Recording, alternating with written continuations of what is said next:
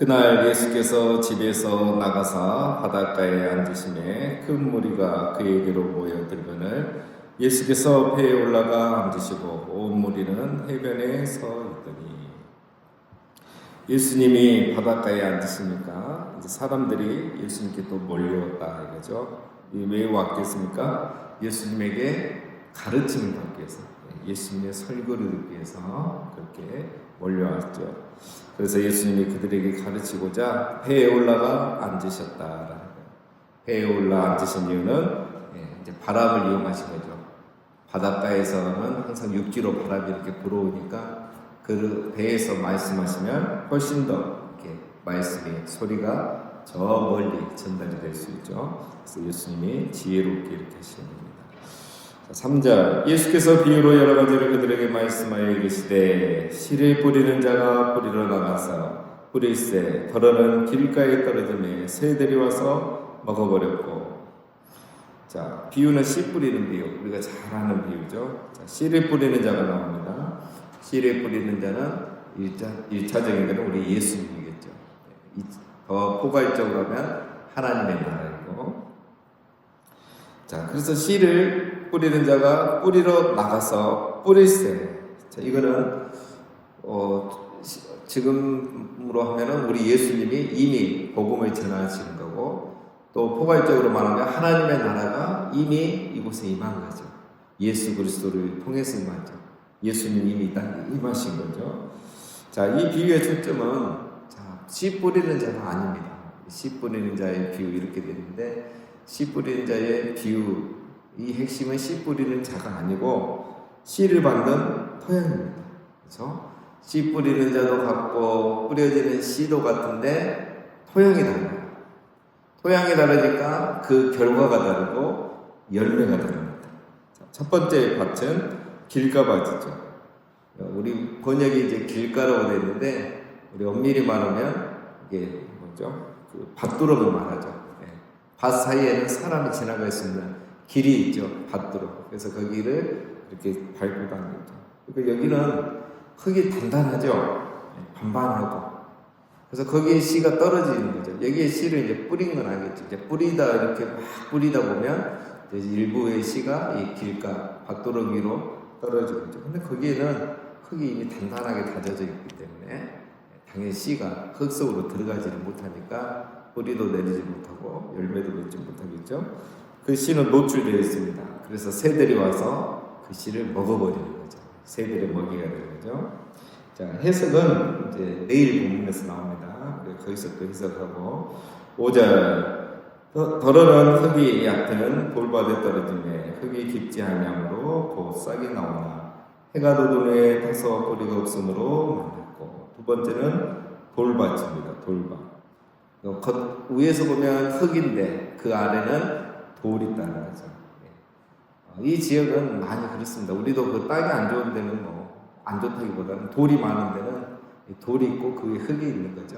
여기는 특별히 그런 지역이 많습니다. 석회석이 많고, 그래서 그 위에 이렇게 흙이 쌓인 그런 형태의 토양이 사실 여기에도 많습니다. 그래서 밭을 일고 나도 그 밭 안의 일부는 또 그런 돌 위에 있을 수가 있는 거죠. 당연하죠. 이 돌 위에 흙이 있기 때문에 흙이 깊지가 않은 거죠. 그러니까 뿌리를 깊이 내릴 수가 없는 거죠. 뿌리를 깊이 내리지 못하면 수분을 흡수하지 못하고, 그런 상태에서 햇빛에 계속 노출되어 있으니까 이 씨는 머지않아 말라 죽게 되는 거죠. 길가는 새들이 와서 먹었고 돌밭은 흙이 깊지 않아서 말라 죽는 겁니다. 세 번째 7절 덜어는 가시떨기 위에 떨어짐에 가시가 자라서 기운을 받았고. 자, 가시떨기에 떨어졌다. 가시 덤불을 말하죠. 씨가 잘 떨어졌는데 거기에 뭐도 있었냐면 가시 덤불도 있었던 거예요. 물론 이게 처음에는 드러나지 않죠.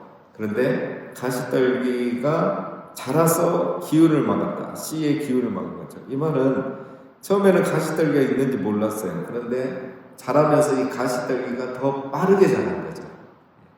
우리 가라지가 더 빨리 자라듯이 풀이 더 빨리 자라잖아요. 풀이 자라고 걔들이 영양분을 다 섭취해버리죠. 희한한 거죠.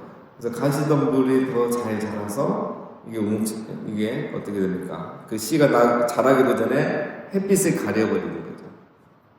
그래서 이 씨는 햇빛도 못 보고 또 영양분도 다 뺏기고 그러면서 더 이상 자라지 못합니다. 기운이 막혀서 결국 이 씨도 말라 죽게 되는 거죠.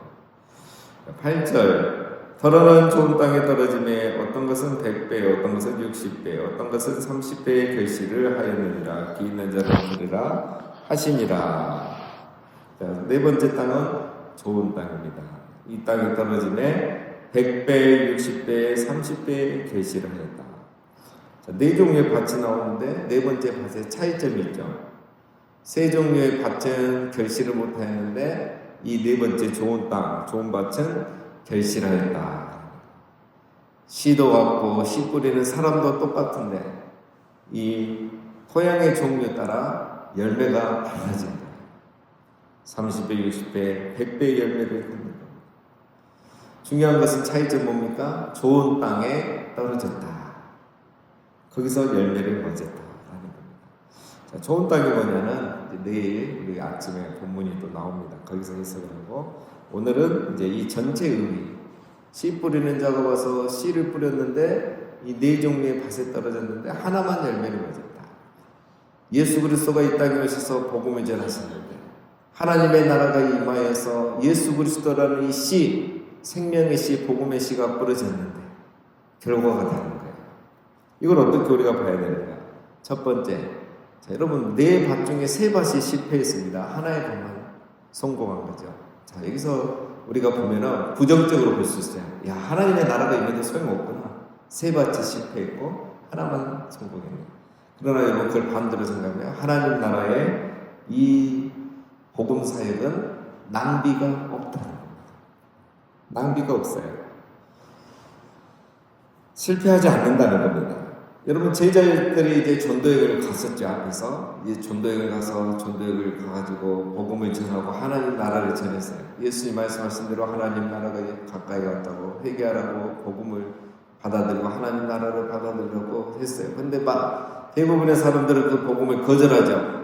길가밭, 돌밭, 가시덤불밭 다 거절해요. 4분의 3은 거절해요. 하나만 믿어요. 자, 그러나 그것이 낭비가 아니고 실패가 아니다. 왜? 4분의 3은 결실하지 못했지만 4분의 1밖에 결실하지 못했지만 그 결실한 땅에서 30배, 60배, 100배의 열매를 맺힌 거예요. 얻는 보기에는 실패한 것 같지만 사실은 4분의 1의 땅에서 100배의 결실을 얻었으니까 여러분 성공입니까? 실패입니까? 성공인가요? 낭비가 아니라 열매입니다. 성공인 거예요. 하나님 나라는 두 번째 이렇게 해서 확장되어 가는 겁니다. 반대자들이 많고 거절하는 사람들이 많고 따르지 않는 사람들이 많지만 오히려 복음을 받아들이고 하나님 나라를 받아들이는 그 한 사람 4명 중에 한 명인 그 사람을 통해서 하나님의 나라는 30배, 60배, 100배로 확장되어 나간다는 거예요. 이게 하나님 나라입니다. 실패 같지만 더 큰 열매를 맺고 더 큰 영향력을 미치는 거예요. 우리 세상에도 20대 80 법칙이 있잖아요. 세상을 이끌어가는 사람은 20%,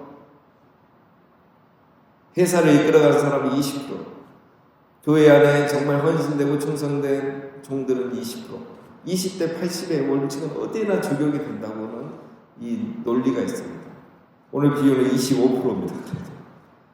그런데 세상은 또 그 20%뿐만 얘기하지, 20%만 얘기하지만 오늘 하나님 나라 뭡니까? 그 25%가 100배, 30, 60배, 30배의 연배와 영향력이 있습니다. 그래서 교회는 하나님 나라를 이렇게 하는 거예요. 그래서 여러분 우리가 실망하고 낙심할 필요 없어요. 열심히 교사하는데, 열심히 목자하는데, 열심히 지혜자하는데, 나를 따르고 이 반응하고 열심히 하는 사람은 4명 중에 1명밖에 안 돼요. 그게 하나님 나라입니다. 그게 세상의 원리예요. 100명이나 하면은 천국이지요. 세상입니다. 천국에 가야 100명이 다 반응하고 은혜 받고 다 하나님을 향하여 찬양하고 예배하지. 이 세상은 25%입니다. 그러나 그 25%가 100배의 영향력입니다. 미칩니다. 그 한 명이 변화돼서 100명의 학생을, 25명의, 30명의 학생을 변화시키는 거예요. 이겁니다. 그래서 하나님 나라는 낭비가 없습니다. 실패가 아닙니다. 이렇게 확장되는 겁니다. 또 여기서 볼 수 있는 하나님 나라 백성의 정체성은 뭐냐? 바로 열매 맺는 겁니다. 열매가 있냐 없냐가 하나님 나라가 임했냐 임하지 않았느냐, 하나님 나라의 백성이냐 아니냐를 결정짓는다는 거예요. 그러니까 여러분, 우리가 아무리 이 공간 안에 있다는 게 중요한 게 아니고 이 공간에서 이 시간 안에 열매가 있냐 없냐, 이게 중요하다는 거예요. 하나님의 말씀이 내 안에 임했을 때, 하나님 나라가 내 안에 임했는데 내 안에 30배, 60배, 100배의 열매들이 나타나느냐, 이게 중요해요. 말씀을 들으면 그 말씀 하나가, 그 한마디가 내 안에 열매를 맺고 내 삶의 열매를 맺고 내 인격의 열매를 맺느냐, 이게 중요하다는 거예요. 하나님. 그럼 왜 열매의 차이가 나느냐, 이건 이제 내일 더 자세히 나옵니다. 그는 말씀의 깨달음의 차이입니다. 깨달음의 차이고 순종의 차이. 깨달음과 순종이 30배, 60배, 100배의 결과를 가져오게 하는 겁니다. 그래서 신앙이 성장해 간다는 건 뭐냐? 우리가 많은 일도 하고 봉사도 하고 이 교회를 잘하는 것도 중요하죠. 그런데 정말 신앙의 성장이라는 건 그게 아니죠.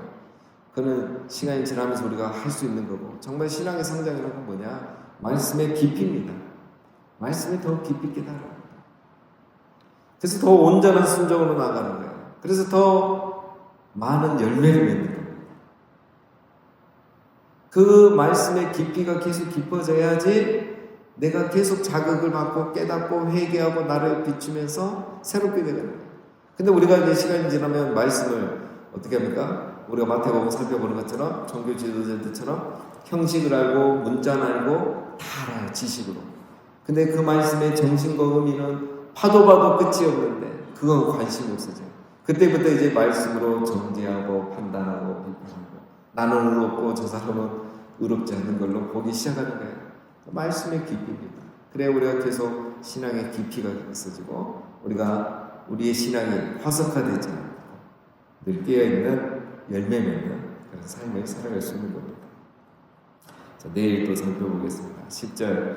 제자들이 예수께 나와 이르되 어찌하여 그들에게 비유로 말씀하시나이까? 대답하여 이르시되 천국의 비밀을 아는 것이 너희에게는 허락되었으나 그들에게는 아니되었나니 무릇 있는 자는 받아 넉넉하게 되되 무릇 없는 자는 그 있는 것도 빼앗기리라. 그러므로 내가 그들에게 비유로 말하기는 그들이 보아도 보지 못하며 듣고도 듣지 못하며 깨닫지 못함이니라. 제자들이 예수님이 갑자기 비유로 말씀하십니까? 지금까지는 율법의 진리, 산상수훈 너무 은혜롭게 말씀해 주시더니 왜 이제 와서 비유로 말씀하십니까? 예수님 대답이 천국의 비밀이 너희에게는 허락되었으나 저들에게는 허락되지 않았기 때문이다. 이 말은 뭡니까? 너희들은 이미 천국을 누리고 있어요. 제자들은 이미 천국을 누리고 있습니다. 부분적으로는. 그래서 너희들에게는 이 천국의 비밀을 더 아는 게 허락이 돼서 더 천국을, 하나님 나라를 누리게 해준다. 그러나 저 사람들은 아직 하나님 나라를 모르죠. 그냥 오병의 기적이 좋고 또 기적이 일어나는 게 좋아서 오는 거지. 그래서 아예 저들에게는 이 비밀 자체를 허락하지 않는 거죠. 그래서 계속 천국을 누리지 못하게 하는 거예요. 자, 이거는 이제 비유가 이렇게 돼서 그렇고 결과적으로 이렇게 보여서 그렇지만, 여러분 사실은 뭐냐면 그들에게 원인이 있다는 거예요. 왜 말하느냐? 저들의 마음은 길가고 돌가고 가시밭이다. 그래서 내가 아무리 얘기를 해도 열매가 없다. 그냥 떡이 좋아서 고기가 좋아서 기적이 좋아서 오는 거지 저들의 마음은 돌밭이다. 그러니까 이 말을 하면 이제 저들이 깨달았는데 못 깨닫죠. 비유로 말해버리니까. 그들이 깨달을 의사가 없다는 거예요. 천국에는 관심, 하나님 나라에는 관심이 없는 거예요. 예수님 앞에 왔음에도 불구하고 하나님 나라에 관심이 없다는 걸 예수님 아는 거예요. 저들의 마음은 돌밭, 가시밭, 길가밭이라 예수님 말하는 거죠. 그래서 열매가 없는 거, 변화가 없는 거, 신앙이 더 깊이 이르지 못하는 거, 책임은 누구에게 있다? 씨에 있는 게 아니라 저들에게 있다. 이 얘기를 좀 하시는 거예요. 씨가 문제가 아니고 밭이 문제다. 자, 그 다음에 마지막 14절. 이사야의 예언이 그들에게 이루어졌으니 일렀으되 너희가 듣기는 들어도 깨닫지 못할 것이요 보기는 보아도 알지 못하리라. 이 백성들의 마음이 완악해져서 그 귀는 듣기에 둔하고 눈은 감았으나 이는 눈으로 보고 귀로 듣고 마음으로 깨달아 돌이켜 내게 고침을 받을까 두려워함이라 하였느니라. 그러나 너희 눈은 봄으로 너희 귀는 들음으로 복이 있도다. 내가 진실로 너희에게 이르노니 많은 선지자가 오니 너희가 보는 것을 보고자 해도 보지 못하였고 너희가 듣는 것을 듣고자 해도 듣지 못하였느니라. 예수님 여기서 하신 말씀은 이거는 지금 저들만 그런 게 아니라 이스라엘 백성 자체가 그랬다는 거죠. 역사가 그걸 증명한다는 거죠. 이 이사야의 예언이 헛된 게 아니라 이스라엘 백성들이 나를 믿고 하나님 나라를 받아들이는데 실패한 이유가 똑같다. 그들의 마음이 완악해졌어요. 왜 구약에 그렇겠느냐? 구약 시대도 그들의 마음이 완악했다. 그래서 아무리 선지자들이 말해도 듣지 않고 길가와 돌과 가시밭 같은 그들이었다. 지금 이 백성들도 그렇다는 거죠. 그래서 이사야 말대로 지금도 똑같은 일들이 일어나고 있다. 그래서 결과적으로 그들의 마음이 완악하기 때문에 아무리 좋은 선지자들이 해도 그렇고 지금 예수님에도 똑같다는 거죠. 그러면서 이제 16, 17절에 말씀하신 게 뭡니까? 너희가 지금 깨닫는 것, 너희가 누리는 이 하나님 나라는 구약시대의 많은 선지자들이 보고 싶어 했고 기다렸던 그거다. 그런데 너희는 이 시대에 태어나서 하나님 나라를 듣고 보고 누리게 됐으니까 너희는 정말 복이 있는 사람이다. 이걸 이야기하는 겁니다. 자, 우리도 마찬가지입니다, 여러분. 우리도 바로 이 은혜의 시대에 살고 있죠. 하나님 우리에게는 성령까지 보내주셔서 이 선지자들이 보고자 했던 이 하나님 나라를 우리는 보고 누리고 또 그 말씀이 우리 안에 들어와서 변화를 일으키고 30배, 60배, 100배의 열매를 맺게 하는 이런 은혜의 시대를 우리가 살고 있는 것입니다. 우리 모두가 이 은혜의 시대에 살고 있다는 것을 늘 감사하며 정말 말씀을 잘 듣고 깨닫고 순종하고 누가복음에 있는 대로 인내하여서 정말 30배, 60배, 100배의 결실들이 우리 안에서 우리 인격과 삶에서 또 우리의 사역과 섬김과 봉사에서 나타나기를 주님의 이름으로 축원드립니다.